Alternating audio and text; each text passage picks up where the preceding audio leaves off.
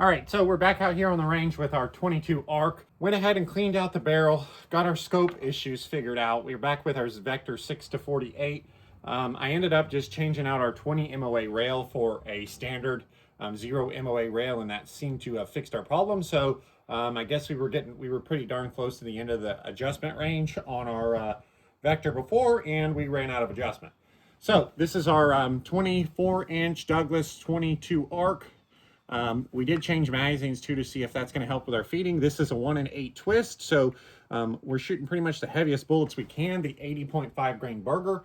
We're shooting a couple to get our barrel fouled in. Then we're going to shoot the same load that shot really good last time, that 27.6 grain, and then we're going to shoot 28 grain. So I just need to fire form a little more brass, make sure our scope issues are fixed up, and quite frankly, I just wanted to shoot a little bit more of this gun. Again, this is in a Savage action, and the barrel is completely clean. All right, so let's see how close we are to our 0 point, and let's see how we grew.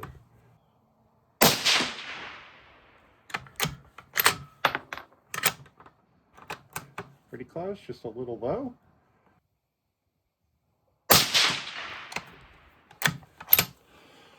So we do need to make a small adjustment, almost an MOA up.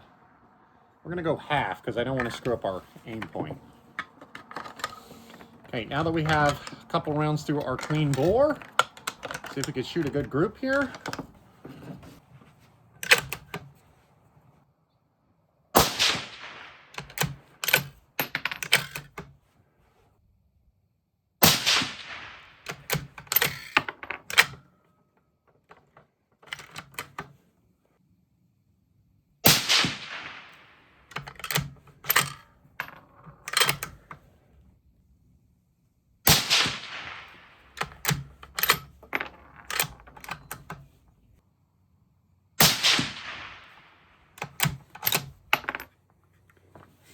All right, so that was not a fluke the other day, right? This load here with the 80.5 grain Berger shoots really well, apparently. This is our second 5-shot group with it. That shot probably in like the 0.3, 0.4s. That one we had a little higher SD, 2966 with an 11 SD. Still good. This is new brass, so we're just going ahead and getting it all fire formed up. I'm actually going to have a good bit of 22 ARC brass because I had a viewer send me some, which I need to go ahead and get all fire formed as well. But this really looks like it's going to be a fun gun to shoot. I think a little bit of this feeding is maybe me and getting used to this action. It is a new bolt face here too.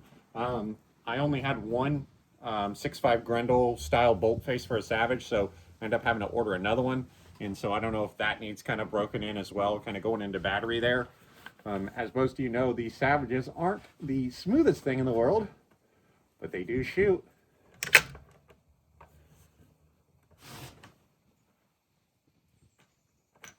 Yeah, so they're kind of canting up, looks like there, right? So we're not quite catching it.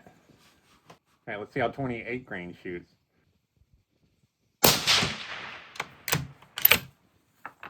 Point of impact change, which is weird. Nope, not a point of impact change. Just a weird one. So we must be on the verge there with our really good group, because you can see where it's clearly opening up.